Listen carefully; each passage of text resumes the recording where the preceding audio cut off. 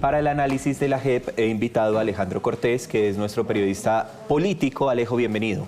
Gracias, Pablo. Un saludo también para los usuarios de Noticias Caracol en vivo. Dentro de los anuncios que ustedes estaban analizando con la doctora Zuleta, el tema de la Jurisdicción Especial para la Paz, que había sido una de las polémicas en días anteriores por la posibilidad que existía en ese entonces de que se acabara el proceso de paz o la JEP, que era una de las incógnitas que se tenía, pero que ayer el presidente Abelardo de la Espriella, en su posesión oficial en el batallón Pichincha, dijo: vayamos a respetar lo que está hasta el momento jurídicamente hablando, la Jurisdicción Especial para la Paz, pero se le va a poner la lupa a todos estos procesos que se están adelantando dentro de este Tribunal Transitorio de Paz. El presidente Abelardo de la Espriella ha sido un duro crítico de la Jurisdicción Especial para la Paz, y como lo está explicando muy bien Alejandro, no es que él hable de que se va a acabar o a desaparecer, pero sí habla de que revisarán la naturaleza de la JEP.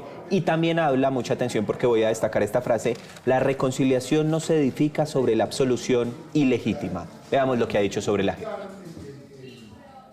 El pueblo colombiano conoce mi posición frente a la denominada Jurisdicción Especial para la Paz.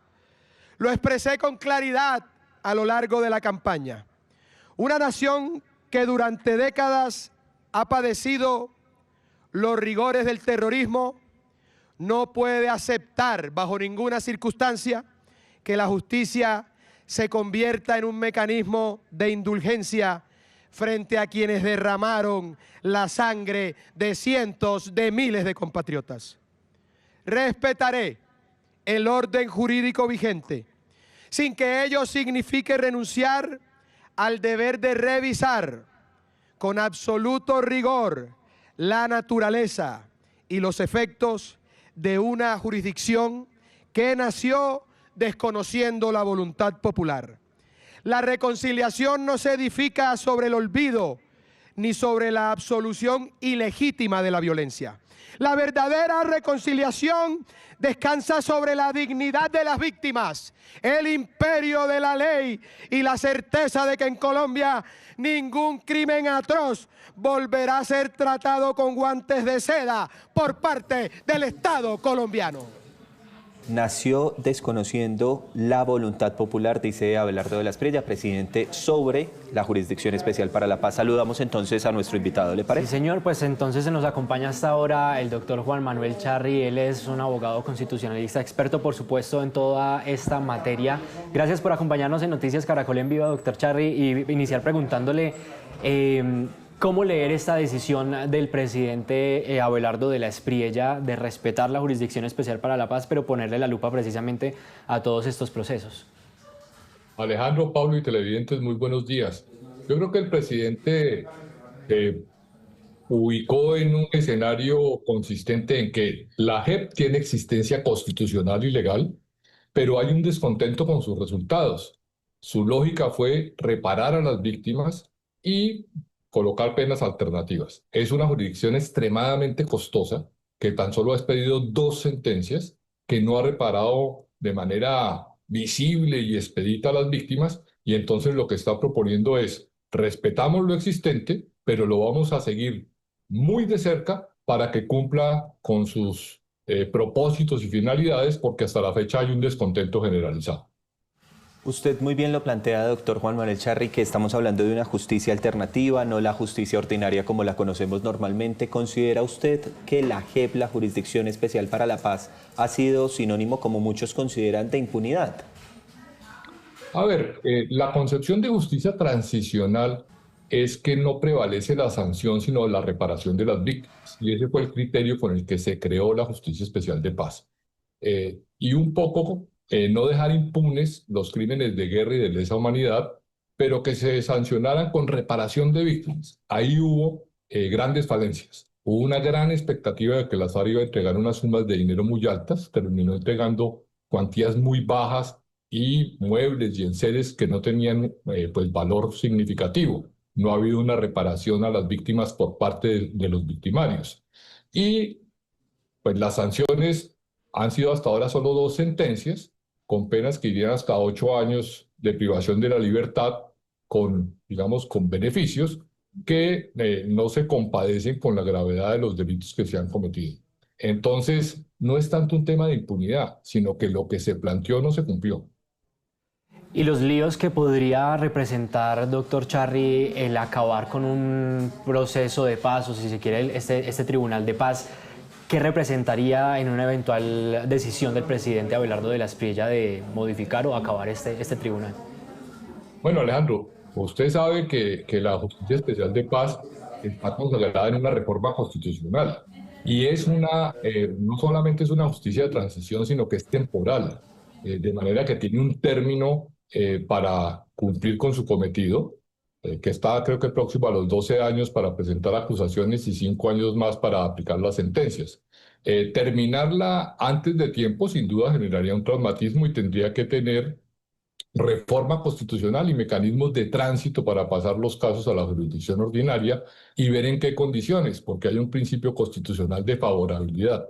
Si se establecieron beneficios para los infractores, habría que conservarlos. De manera que a mí me parece que no es práctico terminar antes de tiempo la Justicia Especial de Paz y que sí es acertado pedir que cumpla con las finalidades y con los propósitos de su creación. Claro, por eso muchos consideran, doctor Juan Manuel, que este es un problema, digamos, hay unos planteamientos que hace el presidente Abelardo de la Espriella, pero que es un problema que le quedaría, o una situación que le quedaría al próximo gobierno en el 2030. Pero entonces mi pregunta va encaminada, él dice que revisar la naturaleza de la JEP, ¿qué alcances puede tener revisar la naturaleza? Pues muy discutible porque es una naturaleza de justicia transicional que, como ya dijimos, no está enfocada en sancionar a los infractores, sino en reparar a las víctimas con unas penas mucho más bajas para los victimarios. Revisar la naturaleza, pues ya fue consagrada en los actos de reforma a la Constitución y ya está funcionando con esa lógica. Y se hizo con una finalidad específica también, y era sancionar a las personas en Colombia, porque si no hay sanción efectiva, esas personas quedan sujetas a la justicia penal internacional. Doctor Charri, hay otro de los puntos clave que mencionó el presidente Abelardo de la Espriella en su discurso de posesión, es el respeto por la institucionalidad, por el Congreso de la República, pero también por la rama judicial, las altas cortes. ¿Qué mensaje da esas declaraciones del presidente Abelardo de la Espriella, que por supuesto pues es importante, ¿no? Desde mi punto de vista, el mensaje es muy importante, porque inicia con el respeto general a la Constitución, con una relación constructiva y transparente con el Congreso, que ha sido muy crítica en gobiernos pasados, porque se habla de mermelada y de relaciones indebidas entre congresistas y el gobierno. Recordemos que en el gobierno pasado hubo un gran escándalo de corrupción donde se mandaron maletas llenas de dinero para los presidentes de Cámara y Senado, en una relación perniciosa entre el gobierno y la rama legislativa. Un respeto a la independencia judicial, contrastémoslo con el gobierno saliente, que identificaba los fallos judiciales como obstrucción a su gestión de gobierno, cuando lo tradicional en Colombia ha sido respetar los fallos y acatarlos. Y anunció también algo muy importante que contrasta con el gobierno saliente, que no habría convocatorias a asambleas constituyentes para cambiar las reglas de juego y que se aviene, como quien dice, a la Constitución y a las reglas de juego existentes. Ha dicho, es que lo dice textualmente en el testimonio, en el full, es que no sé cómo decir, en la declaración. Es que full decimos los periodistas. Y es, no habrá constituyente en el país. Entonces, es importantísimo esto. Es abogado, ¿no? Es abogado penalista, entonces habla de eso, sobre el tema de separación de poderes, en contraste de lo que usted decía hace un segundo, doctor Juan Manuel Charri, de los ataques a las decisiones en torno a las sentencias que toman los jueces o los magistrados, ¿no? Correcto. Y en eso consiste el sistema de pesos y contrapesos. Nadie en un sistema de derecho está por encima de la Constitución y la ley. Y todo funcionario, por alto que sea, está sujeto a controles de legalidad y de constitucionalidad y sujeto a los jueces. De manera que desconocer que hay jueces que revisan las decisiones gubernamentales y que pueden anularlas, pues es un error en el funcionamiento de una democracia de Estado de Derecho. Doctor Charri, hay otro de los puntos clave que también nos gustaría analizar y es el tema de la religión, que estuvo presente en la posesión del presidente Abelardo de la Espriella. Hubo, digamos que, líderes de diferentes iglesias en Colombia. Y hubo una polémica porque algunos congresistas dicen pues esta presencia, digamos, de estos líderes religiosos pues pone en riesgo el Estado laico, específicamente esto lo hizo la senadora Jennifer Pederasa. Esto se puede leer de esta manera. Que se salió incluso de del la recinto. sesión del Congreso porque ella dice, porque en un Estado laico nos traen diferentes religiones, no solo la católica, sino otras religiones, a hacer, digamos, una especie de homenaje en medio de la posesión. Termine con la pregunta, Alejandro. Sí, no, preguntarle eso, doctor Charri, ¿se puede leer de esta manera, que se ponga en riesgo el Estado laico, pues que estaba de pronto también dentro de la Constitución política? A ver, un Estado laico es un Estado neutral religiosamente. Quiere decir eso que el Estado no tiene una religión oficial. La tuvimos en el pasado y era la religión católica. El Constituyente del 91 declara que es un Estado laico, pero también garantiza la libertad de credos y la libertad religiosa.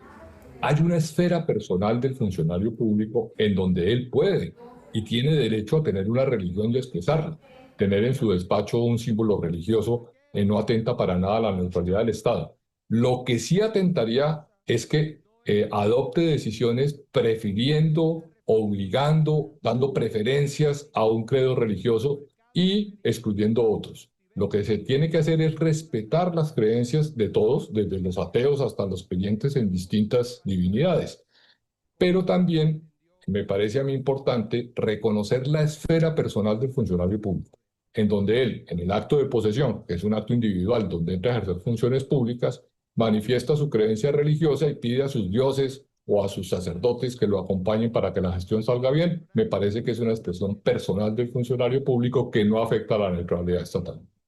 Pero entonces ahí le contrapregunto, él tiene un credo, él es católico, el presidente Abelardo de la Espriella, lleva, digamos, unas religiones, era la posesión de él, era su acto de posesión. ¿Usted considera que pues no hay nada, digamos, anómalo en que él lleve el tema de la religión precisamente en medio de su acto? Sí, yo creo que en el pasado hemos tenido presidentes que han acudido a rituales de comunidades autóctonas, hemos tenido presidentes que se dejan rezar o ungir por distintas autoridades religiosas de comunidades de distinta procedencia. Me parece que está dentro de su margen individual y en esta oportunidad tal vez quiso mostrar que había posibilidad de diversidad religiosa porque no solo llevó a autoridades de su religión, sino de otras, mostrando que existe esa diversidad y que él está, digamos, acorde con ellas, con alguna de ellas. Solo me queda una pregunta y lo dejamos ir, doctor Juan Manuel Charri. El presidente electo o el presidente ya en ejercicio, Abelardo de la Espriella, ha dicho o ha propuesto cadena perpetua para violadores de niños en el país. Sin embargo, esta ha sido una crítica fuerte durante mucho tiempo del hoy ministro de Justicia, Iván Cancino. Ahí yo creo que va a haber, digamos, una discusión entre ellos dos. ¿Qué piensa usted de proponer? Muchos consideran que es una medida populista el tema de la cadena perpetua para violadores y asesinos de niños. ¿Qué piensa usted de esta discusión en el país? Y después la hacemos con más tiempo. Bueno, creo que es una propuesta equivocada. Ya se había hecho en Colombia, se hizo en el 2020 por una representante a la Cámara, fue demandada ante la Corte Constitucional, la Corte la declaró inexequible. No se puede quitar esa prohibición de la Constitución porque es un retroceso en las garantías de la dignidad humana y violaría los tratados internacionales, en particular el Tratado de San José de Costa Rica, que es el Sistema Interamericano de Derechos, donde las sanciones penales tienen que ser establecidas para la resocialización de las personas y no como un castigo que se le inflige a una persona, en este caso una cadena perpetua, que es apartarlo por toda su vida de la sociedad. O sea que ya el tema está juzgado, ya existen tratados internacionales, está prohibido en la Constitución, no se puede reformar la Constitución en ese sentido. Me parece que es una propuesta que no corresponde. Bueno, es decir, como que ya esa discusión está más que saldada, pero son propuestas que finalmente salen a propósito de lo ocurrido en Cali. El presidente volvió a poner la discusión sobre la mesa. Estoy hablando de María Camila Potosí, si no estoy mal es el nombre de esta joven que fue asesinada junto a su bebé muy pequeña en Cali, en la ciudad de Cali. Doctor Juan Manuel Charri, gracias por estos minutos. Pablo, Alejandro, muchísimas gracias. Feliz día para todos. Alejandro, también muchas gracias a usted. Vino con muchos temas, muchas preguntas, muy bien. Se quedan muchos temas en el tintero, Pablo, pero por supuesto nosotros vamos a seguir analizándolo y estamos pendientes porque falta ver cuáles van a ser esas tareas específicas que va a implementar el presidente Abelardo de la Espriella precisamente para ponerle la lupa a la JEP. Muy bien.